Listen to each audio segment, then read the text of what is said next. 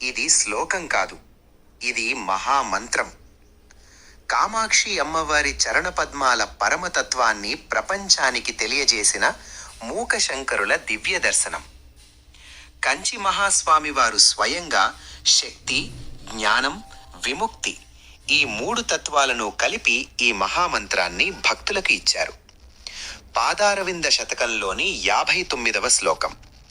నవగ్రహాల సర్వశక్తి ఒక్క కామాక్షి అమ్మవారి పాదాల్లోనే ఉంది అని ప్రకటించిన మహావాక్యం. ఈ లోకంలో ఎవరైనా గ్రహబాధలు అనుభవిస్తున్నారా? రాహుకేతు ప్రభావం, శనిదశ, అంతర్దశ, కుజదోషం, సూర్యచంద్ర గ్రహ బలహీనతలు, ఇన్ని సమస్యలతో మనస్సు కుంగిపోతోందా? ఇలాంటి భక్తుల కోసం ఈ ఒక్క శ్లోకం దివ్యాస్త్రం, కవచం, రక్షణ, విజయం. కామాక్షి అమ్మవారి పాదారవిందాలున్న చోట గ్రహదోషమనే మాటకు అర్థం ఉండదు.